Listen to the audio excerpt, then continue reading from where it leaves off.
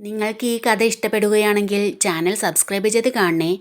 Like ചെയ്യാനും മറക്കരുത്. കുളി കഴിഞ്ഞ് ഫ്രഷായി വാഷ്റൂമിൽ നിന്ന് പുറത്തിറങ്ങിയ ഗൗരി ഓഫീസിലേക്ക് കൊണ്ടുപോയ ബാഗിൽ നിന്നും ലഞ്ച് ബോക്സ് പുറത്തെടുത്ത് വച്ചു. ശേഷം ബാഗ് കബോർഡിനുള്ളിലേക്ക് മാറ്റി. ബാഗ് വച്ചതിന് തൊട്ടടുത്തായി ദേവൻ നൽകിയ ആ പുതിയ മൊബൈൽ ഫോൺ ഇരിക്കുന്നുണ്ടായിരുന്നു. അവൾ അത് കയ്യിലെടുത്ത് ഒരു ചെറു പുഞ്ചിരിയോടെ സ്ക്രീൻ ലോക്ക് തുറന്നു. ഒരു നിമിഷം ആലോചിച്ചതിന് ശേഷം കബോർഡിൽ വെച്ച ബാഗ് വീണ്ടും എടുത്ത് അതിനുള്ളിൽ നിന്ന് ദീപ ഫോൺ നമ്പർ എഴുതി കൊടുത്ത പേപ്പർ കഷ്ണമെടുത്തു. ഒരു കൗതുകത്തോടെ ആ നമ്പർ ഡയൽ ചെയ്ത് ഫോൺ ചെവിയോട് ചേർത്ത് വെച്ചു. അതേസമയം കുട്ടികളെ ഉറക്കിയ ശേഷം അടുക്കളയിലെ ജോലികളിൽ മുഴുകിയിരിക്കുകയായിരുന്നു ദീപ. ഫോൺ റിങ് ചെയ്യുന്ന ശബ്ദം കേട്ട് നോക്കിയപ്പോൾ രവി എന്ന പേരാണ് ട്രൂ കോളറിൽ തെളിഞ്ഞത്. രവിയുടെ നമ്പർ ഞാൻ സേവ് ചെയ്തതായിരുന്നല്ലോ എന്ന് ആത്മകഥം ചെയ്തുകൊണ്ട് ദീപ കോൾ അറ്റൻഡ് ചെയ്തു. ചേച്ചി, ഇത് ഞാനാ, ഗൗരി. ഗൗരിയുടെ ശബ്ദം കേട്ടതും ഒരു ഞെട്ടലോടെ ദീപ ഫോൺ ചെവിയിൽ നിന്ന് മാറ്റി സ്ക്രീനിലേക്ക് നോക്കി. അവളുടെ ഉള്ളിൽ ഒരു നിമിഷം പരിഭ്രമം നിറഞ്ഞു. രവി, അപ്പോൾ എൻ്റെ ഊഹം ശരിയായിരുന്നല്ലേ? ദീപ ഒന്ന് ശങ്കിച്ചു. മറുപടി ഒന്നും കേൾക്കാത്തതുകൊണ്ട് ഗൗരി വീണ്ടും വിളിച്ചു. ഹലോ ചേച്ചി, ഞാൻ ഗൗരിയാ. ആ ഗൗരി, നീ അവിടെ എത്തിയ ഉടനെ വിളിക്കാന്ന് പറഞ്ഞിട്ട് ഇത്രയും വൈകിയോ? ഉള്ളിലെ അമ്പരപ്പ് മറച്ചു പിടിച്ച് ദീപ ചോദിച്ചു.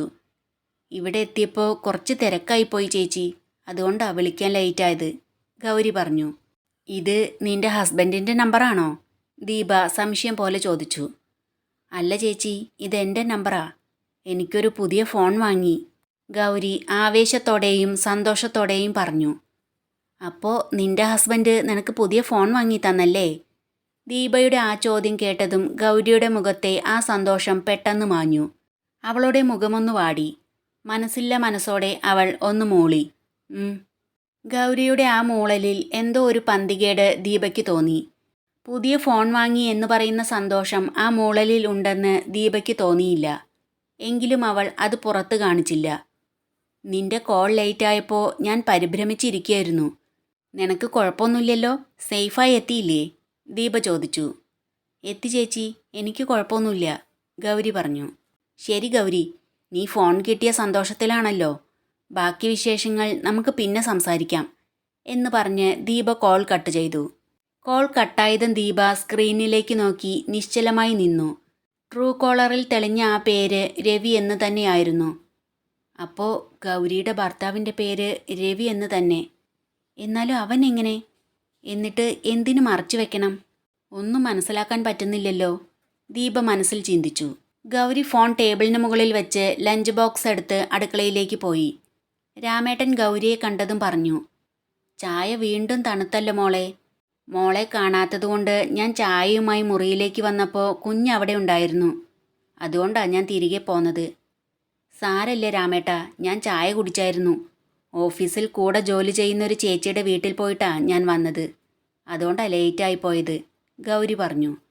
ഗൗരി അടുക്കളയിൽ രാമേട്ടനെ സഹായിക്കാൻ കൂടി. എല്ലാവരുടെയും ഭക്ഷണം കഴിക്കൽ കഴിഞ്ഞ് ദേവൻ അവൻ്റെ റൂമിലേക്ക് പോയിരുന്നു. എന്നാൽ കുറച്ച് സമയത്തിന് ശേഷം അവൻ താഴേക്ക് തന്നെ ഇറങ്ങി വന്നു. മുറ്റത്തിറങ്ങിയ ദേവൻ അവിടെ ഉലാത്തിക്കൊണ്ടിരിക്കുന്ന രവിയെ കണ്ടു. ദേവനെ കണ്ടതും രവി അരികിലേക്ക് വന്ന് ചോദിച്ചു. എന്താ സർ, കിടന്നില്ലേ? ഇല്ല.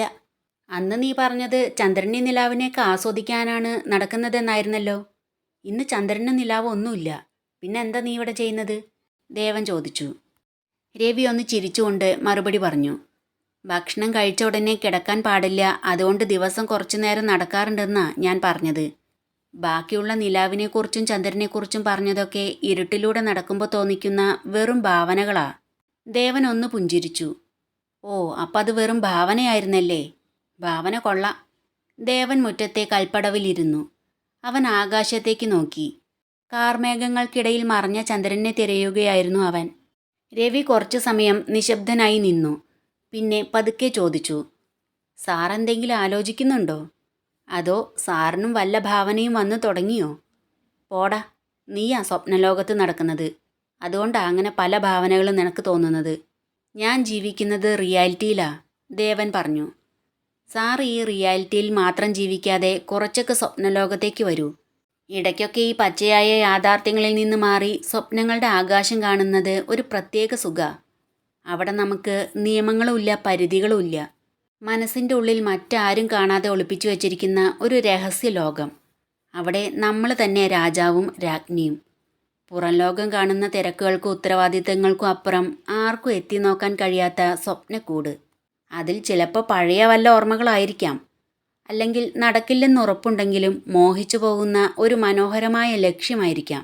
ചിലപ്പോൾ പ്രിയപ്പെട്ട ഒരാളോടൊപ്പം ഉണ്ടായിരുന്ന നിശബ്ദമായ നിമിഷങ്ങളോ ആകാം ആ ഉള്ളിലെ സ്വപ്നം. ഒരിക്കലും നടക്കില്ലെന്ന് ബുദ്ധി പറയുന്നുണ്ടെങ്കിലും ഹൃദയം വീണ്ടും വീണ്ടും കൊതിക്കുന്ന ചില കാര്യങ്ങൾ. പലപ്പോഴും നമ്മൾ പുറത്തു കാണിക്കുന്ന ഗൗരവത്തിന് പിന്നിൽ ഇങ്ങനെയൊരു കുസൃതിയുള്ള സ്വപ്നലോകം ഉണ്ടാകുന്നത് നല്ലതാണ് സാർ. അത് ജീവിതത്തിനൊരു പ്രത്യേക നിറം നൽകും. സാറിൻ്റെ ഉള്ളിലും അങ്ങനെയൊരു സ്വപ്നലോകം ഉണ്ടാവുമല്ലോ. കഴിഞ്ഞ കാലത്തിൻ്റെ മുറിപ്പാടുകളെ തഴുകിയിരിക്കാതെ പുതിയൊരു ലോകത്തേക്ക് കാലെടുത്ത് വയ്ക്കാൻ സാറ് ശ്രമിക്കണം. ജീവിതം മനോഹരായിരിക്കും സാർ. കഴിഞ്ഞ കാലത്തിൻ്റെ മുറിപ്പാടുകൾ മായാൻ സമയമെടുക്കുമെന്നത് സത്യം തന്നെയാണ്. പുതിയ ലോകത്ത് ചുവടുവയ്ക്കുന്നത് സാറിനെ സംബന്ധിച്ച് ഒരു അതിജീവനം തന്നെയാണെന്ന് പറയാം. രവി പറഞ്ഞ ആ വാക്കുകൾ ദേവൻ്റെ ഉള്ളിൽ ഒരു നേർത്ത പുഞ്ചിരി വിടർത്തി. കുറച്ചുനേരം നിശബ്ദനായി നിന്ന ശേഷം ദേവൻ മറുപടി പറഞ്ഞു. ശരി രവി, നമ്മൾ കെട്ടിപ്പടുക്കുന്ന ഈ പ്രായോഗികതയുടെ മതിൽക്കെട്ടുകൾക്കപ്പുറം ആർക്കും പ്രവേശനമില്ലാത്തൊരിടം എല്ലാവർക്കും കാണും. അവിടെ നമ്മൾ നെയ്തുകൂട്ടുന്ന സ്വപ്നങ്ങൾ യാഥാർത്ഥ്യമായിക്കൊള്ളണമെന്നില്ല. സ്വപ്നലോകത്ത് ജീവിക്കുമ്പോൾ നമ്മൾ യാഥാർത്ഥ്യത്തെ മറന്നുപോകും. നമ്മൾ നെയ്തുകൂട്ടിയ സ്വപ്നങ്ങളെല്ലാം ഒരിക്കലും നടക്കാത്ത വെറും സ്വപ്നങ്ങൾ മാത്രമായിരുന്നു എന്ന് തിരിച്ചറിയുമ്പോൾ മനസ്സിനുണ്ടാകുന്ന ആഘാതം ചെറുതായിരിക്കില്ല. സ്വപ്നങ്ങളുടെ ആകാശം എത്രത്തോളം ഉയരത്തിലായിരുന്നോ അവിടെ നിന്നുള്ള വീഴ്ചയുടെ ആഘാതവും അത്രത്തോളം കഠിനായിരിക്കും. സ്വപ്നലോകത്ത് ജീവിക്കുന്നതിനേക്കാൾ യാഥാർത്ഥ്യത്തെ ഉൾക്കൊണ്ട് ജീവിക്കാനാണ് എനിക്കിഷ്ടം. സ്വപ്നങ്ങളുടെ മായാലോകത്ത് എത്ര സുഖമുണ്ടെങ്കിലും കാലുറപ്പിച്ച് നിൽക്കാൻ മണ്ണുണ്ടാവില്ലെന്ന വലിയ സത്യം ഞാൻ തിരിച്ചറിഞ്ഞതാ. രവി ഒരു പുഞ്ചിരിയോടെ പറഞ്ഞു. പക്ഷേ ആ മണ്ണുണ്ടാക്കാൻ വേണ്ടി ആദ്യം ഒരു സ്വപ്നം കാണണ്ടേ സാർ? വേണം. പക്ഷേ ആ സ്വപ്നം കണ്ട് ഉറങ്ങാനല്ല, ആഗ്രഹങ്ങളെ യാഥാർത്ഥ്യമാക്കാൻ വേണ്ടി ഉറക്കമിളയ്ക്കാനാ എനിക്കിഷ്ടം എന്ന് പറഞ്ഞ് ദേവൻ അവിടെ നിന്ന് എഴുന്നേറ്റു. ഇപ്പം പോയി കിടന്ന രാവിലെ 9 മണി കഴിഞ്ഞ് രാമേട്ടൻ വിളിക്കുമ്പോഴേ സാർ ഉണരൂ. എന്നിട്ടാണോ ആഗ്രഹങ്ങൾ യാഥാർത്ഥ്യമാക്കാൻ ഉറക്കമിളയ്ക്കുന്നത്? രവി കുസൃതിയോടെ ചോദിച്ചു. രാമേട്ടൻ ചായയായി വന്ന് വിളിച്ച് ഉറക്കമുണരുന്നത് കുട്ടിക്കാലം മുതലേ എനിക്കൊരു ശീലമാണ്. ഇപ്പോഴാ അത് 9 മണിയായത്. പഠിക്കുന്ന കാലത്ത് അത് 5 മണിയായിരുന്നു. നിന്നെപ്പോലെ വായി നോക്കി നടക്കാൻ വേണ്ടി മാത്രം കോളേജിൽ പോകാൻ ആഗ്രഹിച്ചവനല്ല ഞാൻ. പഠിക്കാൻ കൂടി വേണ്ടിയായിരുന്നു. ഇപ്പം നേരത്തെ ഉണരുന്നതിൻ്റെ ആവശ്യമില്ലാത്തതുകൊണ്ടാ.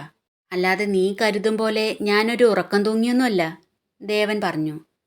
സാറൊരു ഉറക്കം തൂങ്ങിയൊന്നല്ലെന്നുള്ളത് ശരി തന്നെയാ. എന്നാ ഉറക്കം വിളച്ചിരുന്ന് യാഥാർത്ഥ്യമാക്കാൻ പോകുന്ന ആ ആഗ്രഹം എന്താ? അതൊന്ന് പറയോ? രവി ചോദിച്ചു. ചില ആഗ്രഹങ്ങൾ യാഥാർത്ഥ്യമാകുമ്പോൾ മാത്രം പുറലോകം അറിയുന്നതാ നല്ലത്.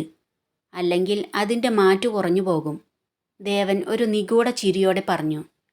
അവൻ്റെ കണ്ണുകളിൽ അപ്പോൾ ഒരു പ്രത്യേക തിളക്കമുണ്ടായിരുന്നു. രവി അവനെ തന്നെ നോക്കി നിന്നു. ദേവൻ എന്തോ ഒളിപ്പിക്കുന്നുണ്ടെന്ന് രവിക്ക് ഉറപ്പായി. അടുക്കളയിലെ ജോലികളെല്ലാം തീർത്ത് ഗൗരി തൻ്റെ റൂമിലേക്ക് പോകുകയായിരുന്നു. അപ്പോഴാണ് പുറത്ത് സംസാരം കേട്ട് അവൾ അങ്ങോട്ട് വന്നത്. അവളെ കണ്ടയുടനെ ദേവൻ ചോദിച്ചു. നിനക്കിന്ന് പഠിക്കാനൊന്നുമില്ലേ? ഞാൻ അടുക്കളയിലെ പണികളെല്ലാം കഴിഞ്ഞ് റൂമിലേക്ക് പോകാൻ തുടങ്ങുമായിരുന്നു. ഇവിടെ സംസാരം കേട്ടപ്പോൾ വന്നതാ, ഗൗരി പറഞ്ഞു. അടുക്കളയിലെ പണികൾ ഇപ്പം തീർന്നതേ ഉള്ളോ? നാളേക്കുള്ളതും കൂടെ ഇപ്പം തന്നെ ചെയ്തു വയ്ക്കൊന്നും അല്ലല്ലോ. ഇതിനു മാത്രം എന്ത് ജോലികളാണ് അവിടെ ഉള്ളത്? ദേവൻ സ്വല്പം ഗൗരവത്തിൽ ചോദിച്ചു. കമ്പ്യൂട്ടറിന് മുന്നിലിരുന്ന് കമ്പനി കാര്യങ്ങൾ നോക്കുന്നത് പോലെ അത്ര എളുപ്പമൊന്നുമല്ല അടുക്കളയിലെ പണികൾ.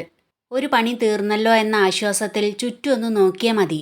അവിടെ വേറെ 100 കൂട്ടം പണികൾ ബാക്കിയുണ്ടാകും, ഗൗരി വിട്ടുകൊടുക്കാതെ പറഞ്ഞു. ഓ, ഒരു കമ്പനി നടത്തുന്നതിനേക്കാൾ വലിയ ഉത്തരവാദിത്തമാണല്ലോ ഈ അടുക്കളപ്പണി, ദേവൻ ഒന്ന് പരിഹസിച്ചു. അതിനെന്താ സംശയം? കമ്പനിയിലെ ഓരോ ജോലികളും ഓരോരുത്തരെ കൊണ്ടാണ് നിങ്ങൾ ചെയ്യിപ്പിക്കുന്നത്. ഓരോരുത്തർ ചെയ്യുന്ന ജോലികൾ നിങ്ങൾ വെറുതെ ഇരുന്ന് കമ്പ്യൂട്ടറിലൂടെ നോക്കിക്കാണുക മാത്രമല്ലേ ചെയ്യുന്നത്. അതിലെന്തത്ര ബുദ്ധിമുട്ടുള്ളത്? പക്ഷെ അടുക്കളയിലെ ജോലികൾ അങ്ങനെയല്ല. രാവിലെ ഇഡ്ഡലി സാമ്പാറും, ഉച്ചയ്ക്ക് ചോറും മീൻകറിയും, കൂടെ തോരനും പപ്പടവും ചിക്കൻ റോസ്റ്റും, പിന്നെ രാത്രിയിൽ ചപ്പാത്തിയും ചിക്കൻ കറിയും വെജിറ്റബിൾ കറിയും വേണമെന്ന് നിർബന്ധം പിടിച്ചാൽ തീരുന്നതല്ല അടുക്കളയിലെ പണി. ഇതിനുള്ള സാധനങ്ങളെല്ലാം വാങ്ങണം, അവ കഴുകി വൃത്തിയാക്കി മുറിക്കണം, പാകം ചെയ്യണം.